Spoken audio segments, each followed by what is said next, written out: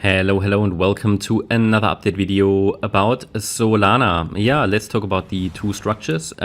Quick recap. What did we say? We highlighted that in our base case, a wave 4 was likely complete here on the 23rd of January, that we are now in a wave 5, $292 plus or $190 plus. In the short term, there are two pathways that could take us higher.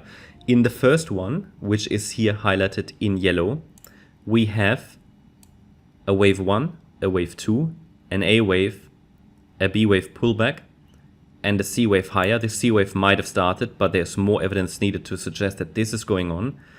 Then we should get a wave 4 and a wave 5, and that can take us into that price range. It would be a diagonal pattern, not easy to trade, but we've had an initial reaction to the support region.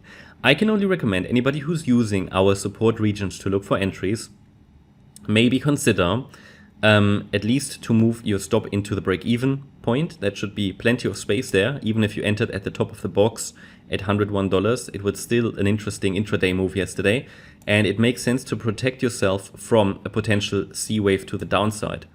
That is how you tactically manage this, because from an orange wave count point of view, this is the next scenario, the second scenario. We're basically watching for a rally yesterday. So I know I did receive some comments that some people actually opened positions because of that nice reaction here to the support region.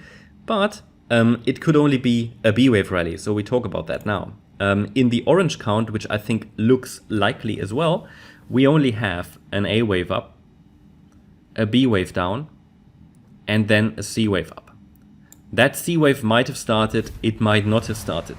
You can protect yourself from another pullback into the support region by adjusting your stop loss to break even. Now, what that exactly means for your portfolio or where exactly you entered, only you know. So I cannot give you advice. I just think it's reasonable, because that's what these zones are for. Even if in the end, for example, even if we break through support later and we have a bearish wave count here, you know, or even one of the two short-term bullish counts fails, feel free, by the way, to check out the last video for the bearish count. I don't want to discuss it in this video as long as we hold support, but just try to help you understand how the micro perspective works here.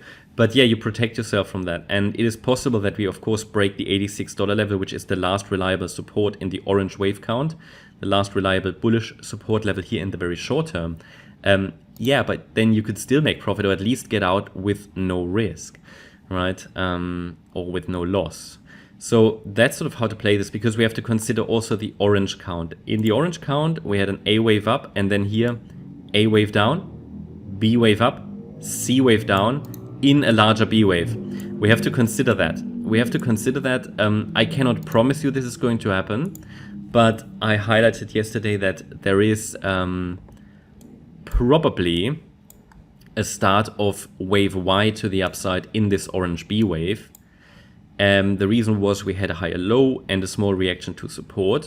So I explained to you, okay, it makes sense in the orange count to assume it's an orange B wave, which should go a little higher into the resistance area. We've landed in the middle of that resistance area. It's between $108 and $114, but there's no sign of stopping. Okay, so that's why I say moving a stop loss, because it could still go higher. B waves can overshoot. We know that, okay? I will say it, repeat it for new viewers, but B waves can overshoot. So this is only a standard resistance area. It's not really a target.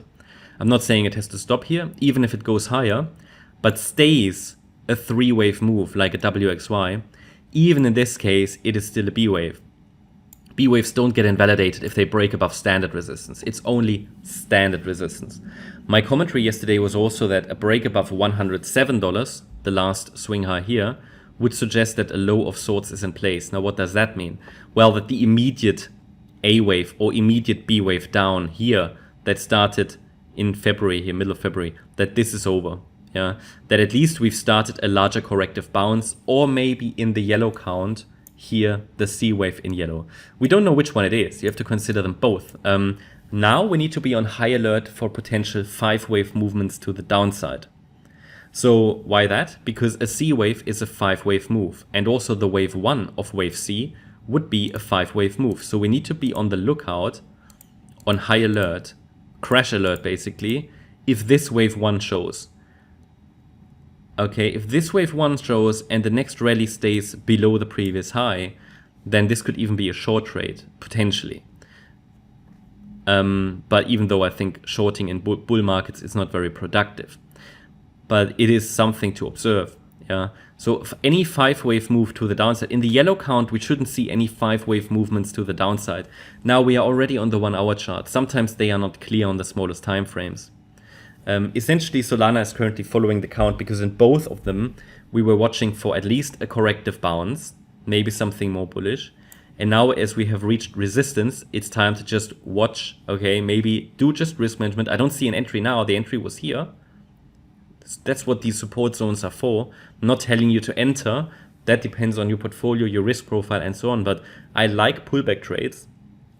I have to say, though, that obviously, and that's sort of the general warning that goes with these corrective patterns or diagonals, that these diagonal structures are difficult to trade, especially if you look for absolute precision. So I still try to give you the best levels or accuracy possible, but we have to give them a little bit of space. It's also why we have two scenarios here, but both are bullish.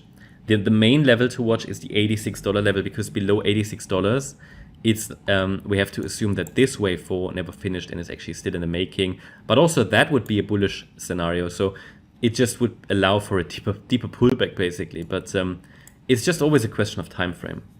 Okay, that's my update about Solana. I hope you liked the update. If you did, please hit the like button, leave a comment and subscribe. And if you really like the content, then please check out the channel membership. Also, make sure that you follow us on Instagram and Twitter for additional content. Thanks a lot for watching. Bye-bye.